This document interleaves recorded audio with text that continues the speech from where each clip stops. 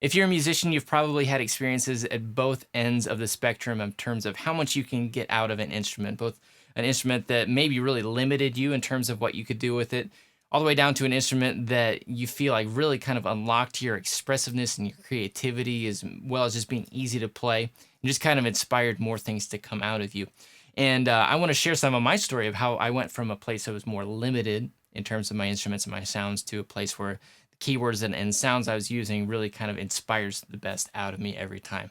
Thanks for joining me at Our Worship Sound. My name is Peter, and we're here to make worship keyboard technique and technology easier, as well as help you to get to the place where you play in an inspired way, in a way that inspires others who are hearing you play as well. A question that I get asked pretty frequently is, what keyboard are you playing in your videos? And the answer isn't quite as simple as just giving you a make and model. I will give you that. I play a Yamaha S80, so that's what you're seeing in all the videos that I do. It's a Yamaha S80. It's about 20 years old. They don't make them anymore. But my favorite part about this keyboard is something that you really can't experience through the video, and that's just how good it feels. Even after 20 years, every key on here is just perfect, and it has just a weight to it that just feels right. It feels a little bit more like an actual piano. And I've played some of the newer, even most expensive keyboards that are available now, and this just has a depth to it that those don't have. So I wish you all could experience this, but I really enjoy playing it. Now, as far as what you're hearing, first of all, what you're not hearing is the stock internal piano sounds. When I first played this piano about 20 years ago, these sounds were state of the art for the time, but you can hear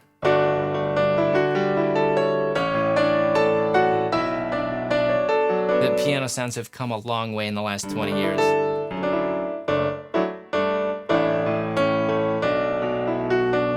So you're never hearing the stock internal piano sounds, and I wouldn't recommend that you rely on this kind of keyboard for those sounds if you're playing one nowadays. So about 10 years ago, in order to upgrade the piano sounds and have it internal, what I did was I added what's called a Yamaha PLG plug-in 150 AP expansion card. So Yamaha sampled one of their best concert grand pianos, and it's on this little computer card chip thing that you insert in the back of it. You plug it in, and that adds, see if I can get this plugged in. So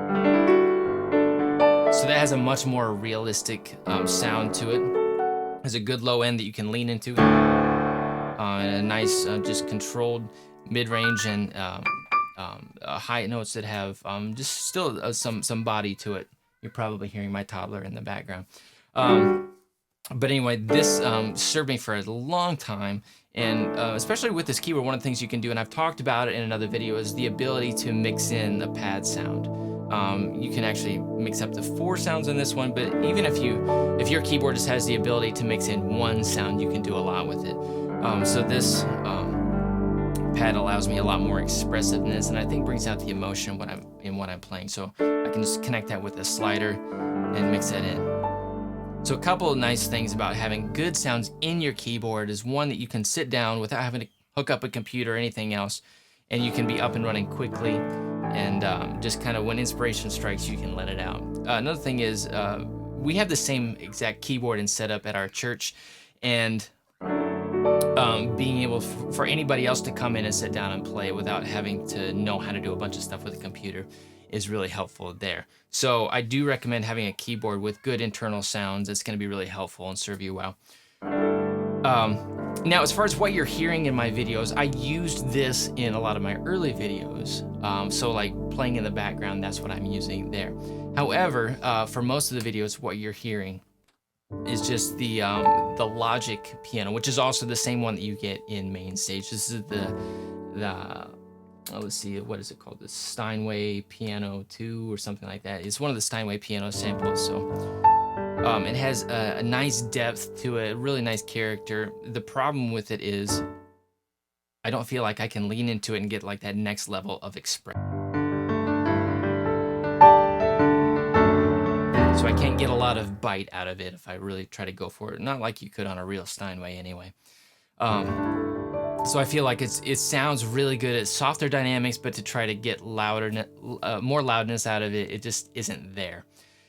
And so So I use that for a lot of my videos. I use the internal sounds that I got with a plugin for some other videos as well, and I play that live for a lot of years. The limitation of that is to have good piano sounds limited to what's inside your keyboard. You have to take your keyboard everywhere, and this is quite heavy. That's the trade-off for having really good feel. But when I got to a point a few years ago where I wanted to have good quality piano sounds, but be able to take it with me in a lighter package, I invested in a plugin called Addictive Keys, and it's a third-party plugin. And I got two different versions of Addictive Keys. I got the grand piano and the upright samples. So both of these are very customizable. There's a lot you can do as far as like rearranging where the microphones would be around the virtual piano, and just mix and match different samples. I found something that I felt like worked for my playing situation, and I'll let you hear a little bit of that. Softer is.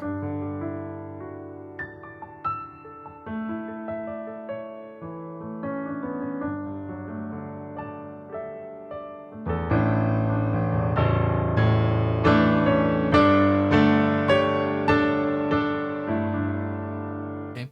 One thing that surprised me about the Addictive Keys plugin is how much I actually end up using the upright sounds.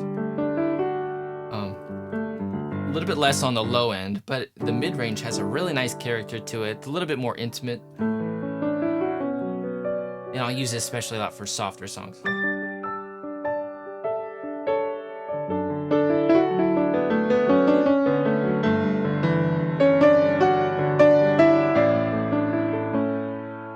And ultimately, when I play live, I'm also mixing in other sounds through MainStage, which if you've watched some of my other videos, you know that I tend to use it quite a bit. So, for example, on a slow song, I might have the upright piano from Addictive Keys, and I'll mix in one of my own pad sounds.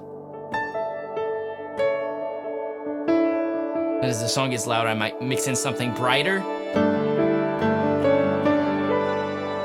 And then an arpeggiated synth sound.